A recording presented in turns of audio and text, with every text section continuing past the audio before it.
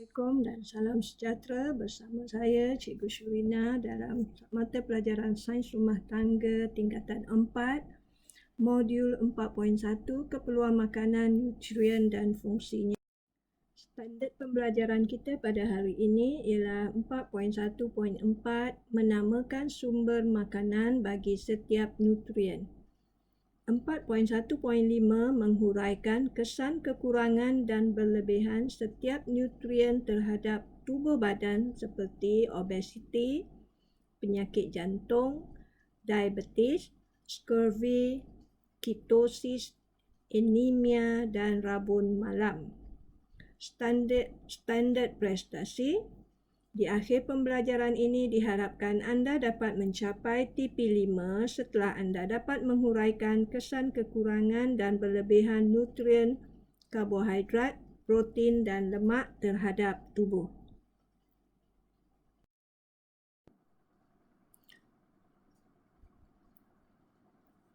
Kita mulakan dengan nutrien yang pertama iaitu protein.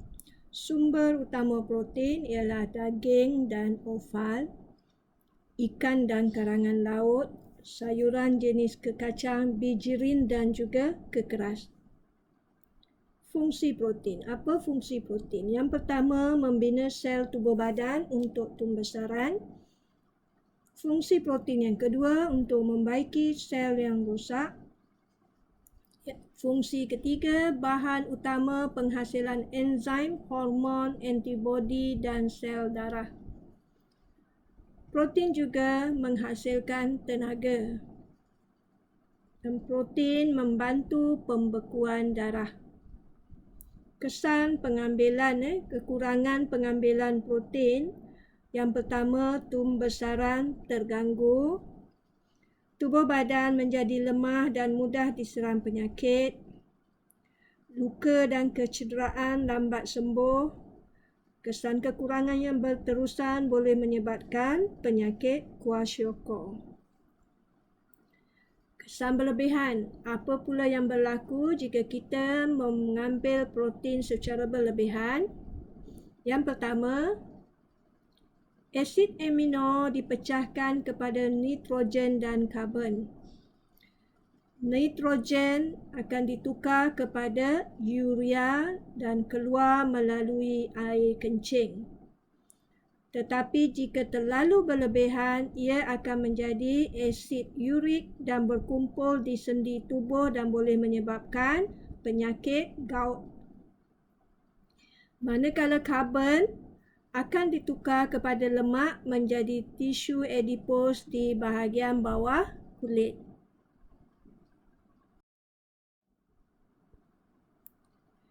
Nutrien yang kedua ialah karbohidrat. Sumber karbohidrat ialah makanan manis, kek dan kuih muih.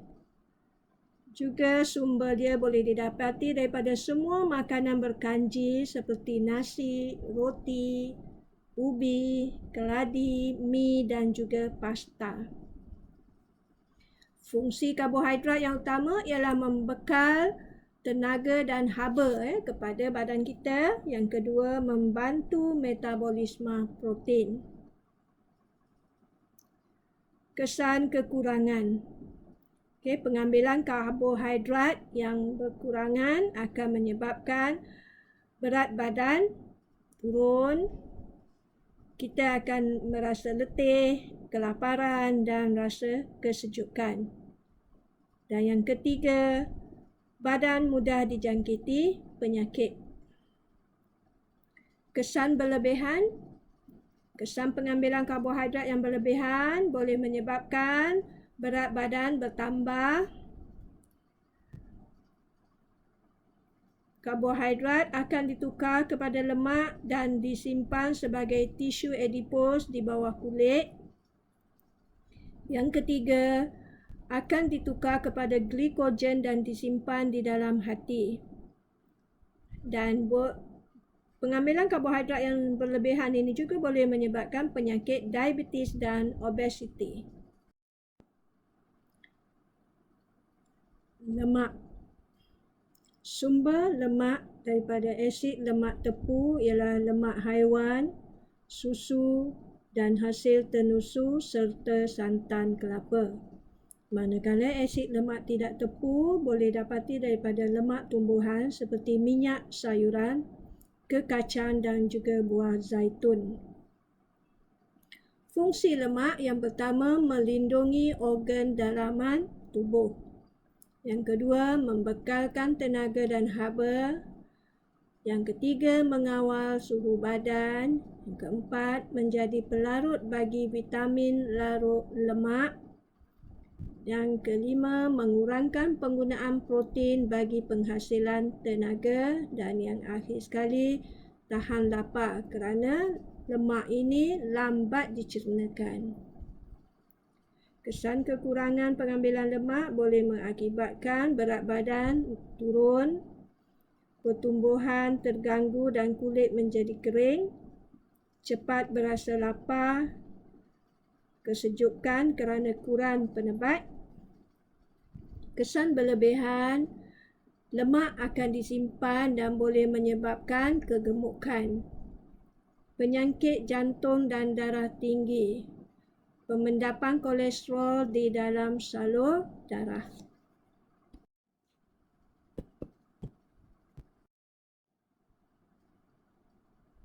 Vitamin larut lemak itu retinol ataupun vitamin A, sumber minyak ikan, hati, kuning telur, mentega dan juga keju. Okey, sumber yang kedua daripada tumbuhan iaitu buah betik, labu, tomato, lobak merah dan juga sayur bayam. Fungsi vitamin retinol ialah yang pertama, kulit sihat dan licin, kesihatan mata terjaga, memelihara membran mukosa di dalam salur pernafasan, pencernaan dan perkumuhan, dan juga vitamin retinol ini juga mengawal pertumbuhan tulang dan gigi di kalangan kanak-kanak. Pengambilan retinol yang tidak mencukupi boleh menyebabkan membran kering dan boleh mengakibatkan jangkitan pada salur pernafasan, pencernaan dan perkumuhan. Kesan kekurangan yang kedua, penglihatan akan menjadi kabur terutamanya pada waktu malam dan boleh mengakibatkan buta ataupun penyakit xerophthalmia. Kesan kekurangan yang berterusan di kalangan kanak-kanak akan menyebabkan tumbesaran kanak-kanak lambat.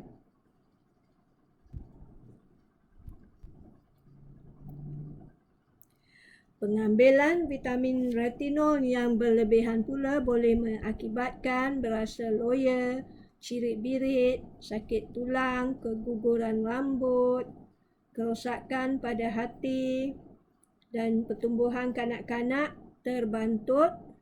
Juga boleh mengakibatkan keracunan jika beta-karotin tidak sempat ditukarkan kepada retinol. Kalsiferol. Kalsiferol juga dikenali sebagai vitamin D. Sumber kalsiferol daripada cahaya matahari. Dan juga sumbernya boleh didapati daripada ergosterol iaitu lemak di bawah kulit manusia. Kuning telur, minyak ikan, ikan berminyak, hati, mentega, keju dan susu juga merupakan sumber kalsiferol. Fungsi vitamin D ataupun kalsiferol ialah membantu pembentukan tulang dan gigi yang kuat, juga membantu penyerapan kalsium dan fosforus di dalam usus kecil. Okay, so vitamin D ini penting juga ya untuk membantu penyerapan kalsium dan fosforus. Kalau tidak ada vitamin D, kalsium dan fosforus ini tidak dapat diserap di dalam usus kecil anda. Kesan kekurangan, kesihatan gigi dan tulang terjejas, boleh mengakibatkan penyakit riket iaitu tulang membengkok ke bahagian dalam, terutamanya pada kanak-kanak. Di kalangan dewasa pula akan mengalami osteomalacia. Okey. Ini di kalangan kanak-kanak. Dan osteomalacia pada orang dewasa, tulang belakang akan membengkok, boleh menyebabkan bongkok. Struktur badan menjadi bongkok. Tak cantik lah. So kita perlu ambil vitamin dengan cukup. Kesan berlebihan, jika kita ambil vitamin secara berlebihan, akan berasa dahaga, toksik dan juga cirit-birit. Berasa letih, muntah-muntah, pertumbuhan kanak-kanak terbantut, pembendapan kalsium dalam jantung dan buah pinggang. Okey. Seterusnya, tocopherol iaitu vitamin E, sumber bijirin, lemak, sayuran berdaun hijau, kacang soya, kekeras, hati dan telur. Ini adalah sumber bagi vitamin E. Fungsi vitamin E menjadi ejen antioksida untuk mengelakkan pencemaran makanan. Kesan kekurangan pengambilan vitamin E boleh mengakibatkan gangguan pada saraf, gangguan penglihatan dan boleh sel darah merah juga mudah rosak. Kesan berlebihan jarang berlaku dan tidak toksik. Minadion ataupun vitamin K, sumber daripada sayuran berdaun hijau, hati dan minyak kacang soya. Ia juga terdapat di dalam usus, saluran usus manusia dan dihasilkan oleh bakteria. Vitamin K ini boleh dihasilkan oleh bakteria di dalam usus manusia. Fungsi vitamin K atau minadion, yang pertama membantu proses pembekuan darah. Yang kedua, bersama kalsium menukarkan protrombin kepada protrombin untuk membina fibrin.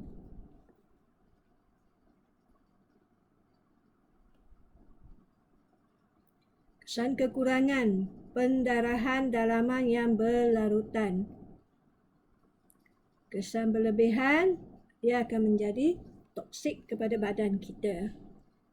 Okay, vitamin K ni penting untuk menghalang luka kita. Kalau kita mengalami luka, luka itu akan cepat sembuh dan darah cepat beku. Okay, ini fungsi vitamin K ni. Tiamina, vitamin B1. Okay, tiamina ini ialah vitamin larut air. Sumber kekacang dan kekeras, sayuran hijau, yeast dan bijirin, serta daging. Fungsinya, vitamin B1 atau tiamina ini merupakan koenzim metabolisme karbohidrat. Membantu fungsi sistem saraf, membantu pembesaran kanak-kanak, juga menambahkan selera makan. Kesan berlebihan akan berlaku kerosakan pada hati.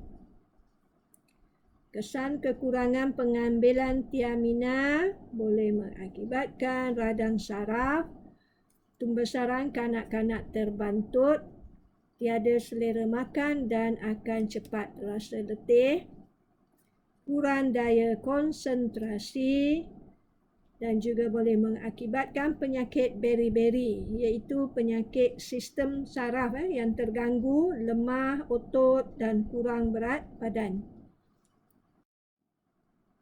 Riboflavin ataupun vitamin B2 sumber daripada putih telur, hati, susu, yeast, keju dan sayuran berdaun hijau.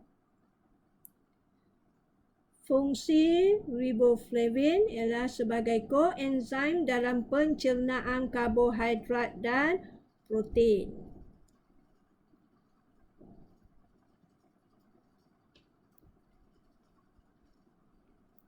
Kesan kekurangan boleh mengakibatkan penyakit kulit, hilang selera makan, mulut dan bibir pecah dan bengkak. Itu kita panggil penyakit cheilosis.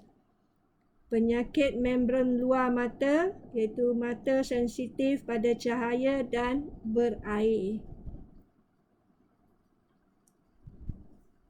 Kesan berlebihan, pengambilan yang berlebihan akan dikumuh keluar dalam air kencing.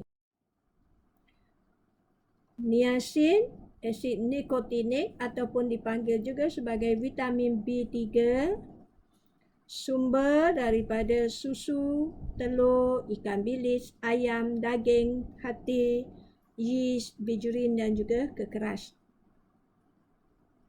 Fungsi koenzim bagi karbohidrat menghasilkan tenaga, mengawal proses pencernaan dan mengawal kesihatan sistem saraf.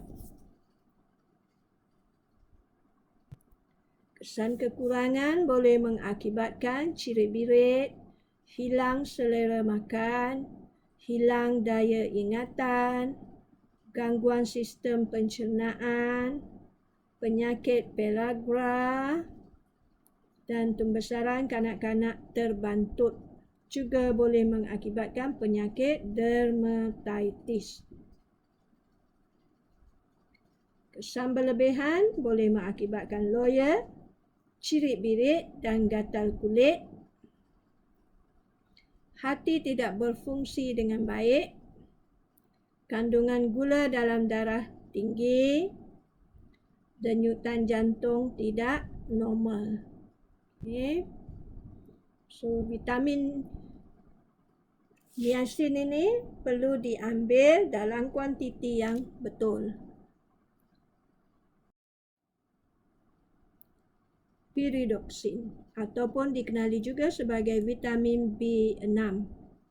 Sumber daripada daging, kuning telur, hati, keju, susu dan ikan.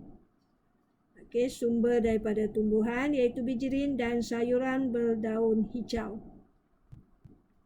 Fungsi sebagai koenzim dalam metabolisme karbohidrat, lemak dan protein.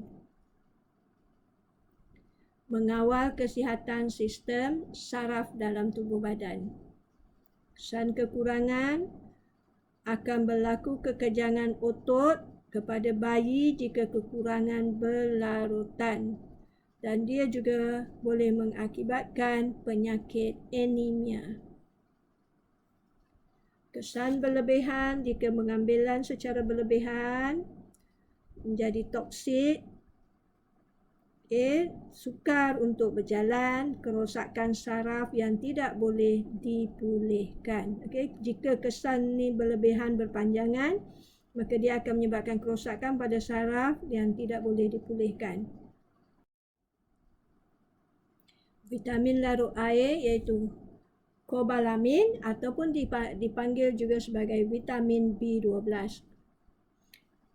Sumber daripada daging, ikan, hati, telur, susu dan keju. Fungsinya membantu dalam pembentukan sel darah merah. Dan ia juga berfungsi sebagai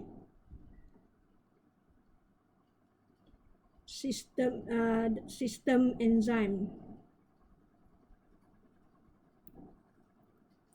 Kesan kekurangan boleh mengakibatkan anemia pernicious, bentuk sel darah merah tidak normal. Berkudis di mulut dan lidah. Keseluruhan sistem kesihatan tubuh merosot. Tangan menjadi kebas. Kesan kekurangan. Manakala kesan berlebihan pula jarang berlaku kerana hati dapat menyimpannya dan boleh diserap semula untuk digunakan. Vitamin amigdalin ataupun vitamin B17. Okey, sumber daripada buah-buahan apricot, apple, pear dan juga keluarga berry. Okey.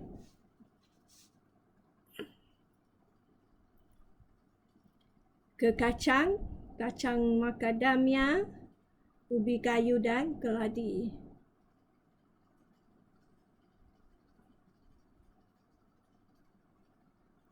Fungsi mencegah dan menyembuhkan penyakit kanser. Kesan kekurangan boleh menyebabkan kanser dan artritis. Kesan berlebihan boleh mengakibatkan demam, loya, pening, tekanan darah rendah secara abnormal, boleh menyebabkan kerosakan pada saraf dan kerosakan buah pinggang.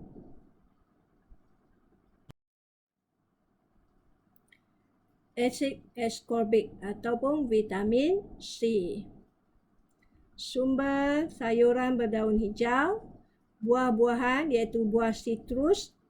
Buah sitrus tu ialah lemon, limau, orange, okey.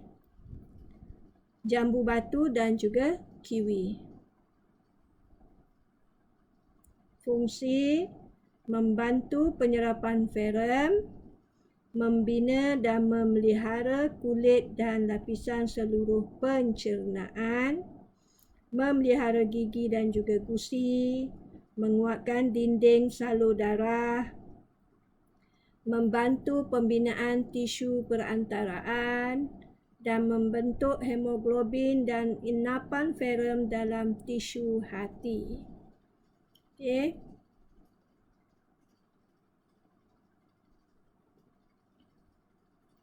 Kesan berlebihan akan dikumuhkan dan dia kesan berlebihan juga boleh mengakibatkan cirit-birit dan bengkak perut.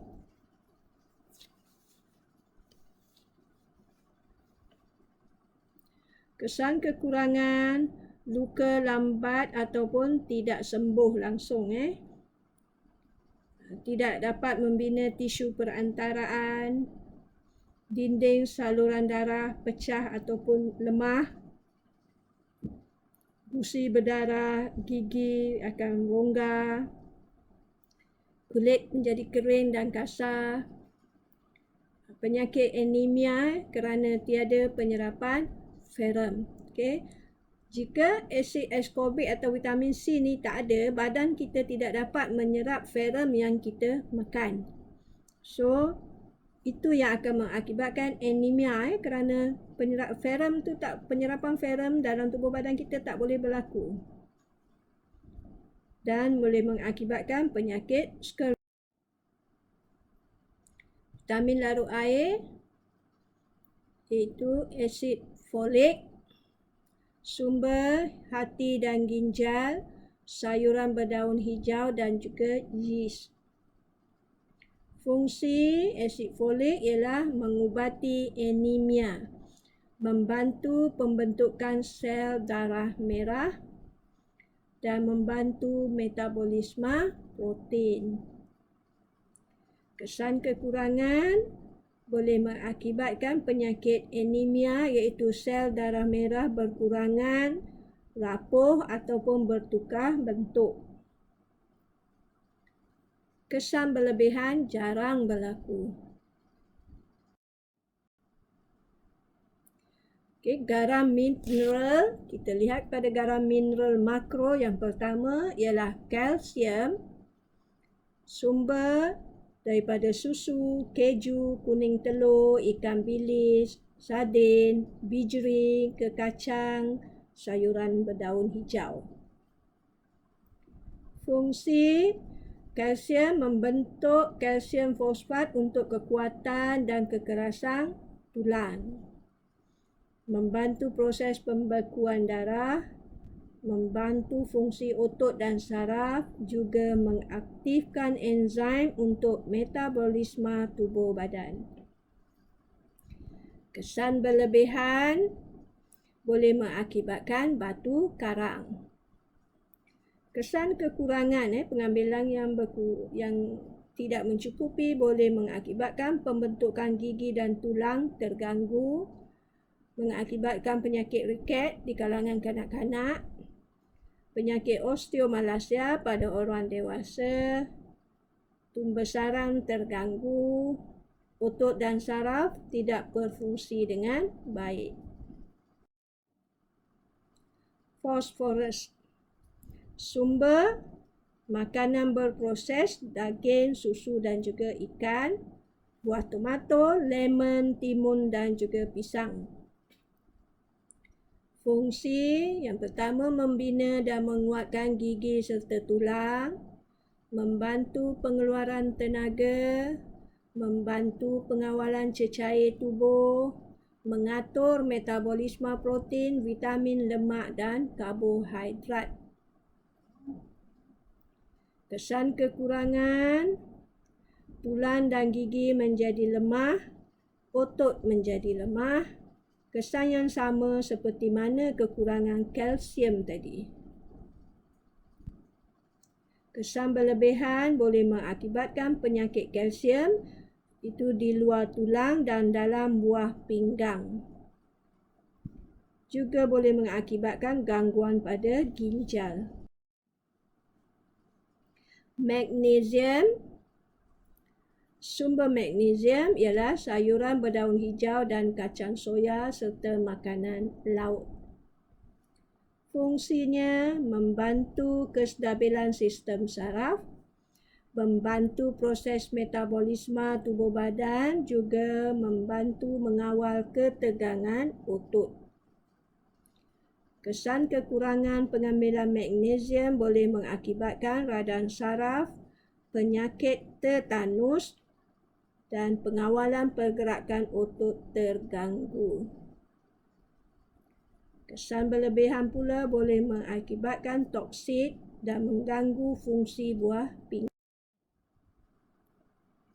Natrium, sumber natrium daripada daging, telur, ikan, susu dan juga keju, sayur bayam, lobak putih dan lobak merah. Fungsi natrium membina plasma darah dan cecair limfa, juga menentukan kepekatan cecair tubuh badan dan mengimbangkan kadar asid base dalam proses pencernaan. Kesan kekurangan natrium boleh mengakibatkan tubuh badan menjadi lesu dan kurang selera makan. Otot menjadi kejang dan menyebabkan radang saraf. Kesan berlebihan akan dikumpulkan keluar dari badan. Garam mineral mikro iaitu iodin, sumber daripada makanan laut, susu dan telur, juga daripada sayuran berdaun hijau, telur, bijirin dan buah-buahan. Fungsi iodin mengawal kadar metabolisme tubuh, membantu pertumbuhan di kalangan kanak-kanak dan membentuk tiroksin dalam badan. Kesan kekurangan, kelenjar tiroid akan membengkak. Pertumbuhan kanak-kanak terbantut, daya pemikiran tidak sempurna dan penyakit goiter dan kretinisme.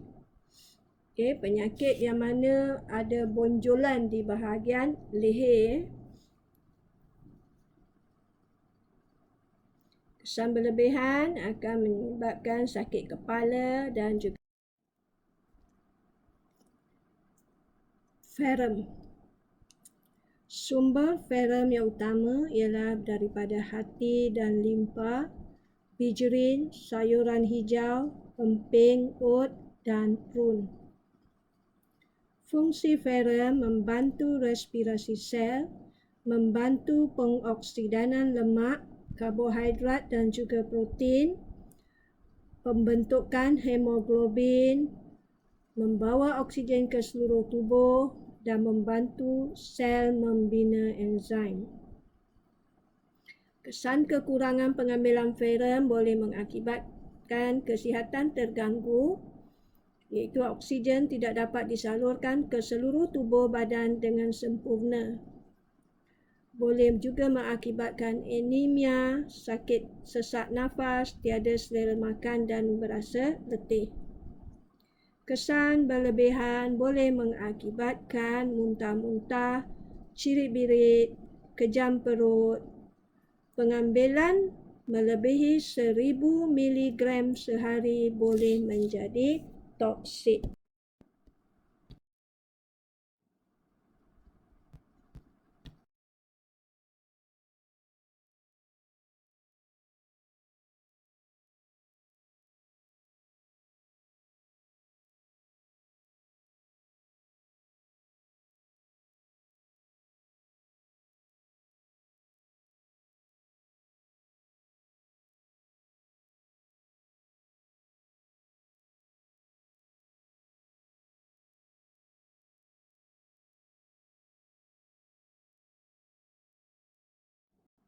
Fluorosis itu gigi.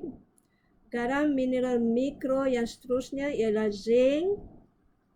Sumber bagi zinc ialah daging tanpa lemak, hati dan daging ayam, bijurin, roti gandum dan kekeras. Fungsi membantu dalam pembesaran dan memelihara tisu. Zinc juga menjadi komponen kepada enzim. Kesan kekurangan boleh mengakibatkan cirit-birit, hilang selera makan, pembesaran perlahan, manakala kesan berlebihan menyebabkan toksik. Okey, simptom lengkap: muntah, letih dan mengganggu fungsi buah pinggang. Membantu penyerapan. Pelawas. Pelawas sumbernya daripada buah-buahan, sayur-sayuran. Fungsi dia membantu proses perkumuhan, mengelakkan sembelit, merangsang proses peristalsis. Kesan kekurangan, proses perkumuhan tidak lancar, penyakit sembelit dan divertikulitis.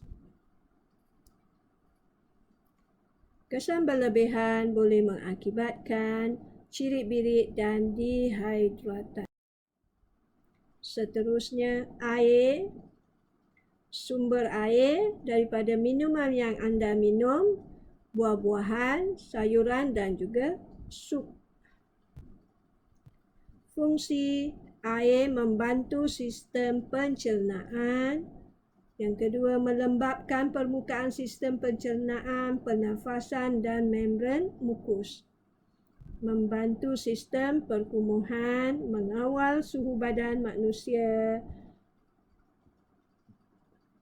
Air juga merupakan bahan utama dalam semua cecair tubuh badan. Air juga merupakan pelarut bagi garam dan sebatian organik. Kesan kekurangan air boleh mengakibatkan berat badan kita turun, rasa dahaga, letih dan juga lesu. Kulit akan menjadi kering dan lebam, kelihatan lebam.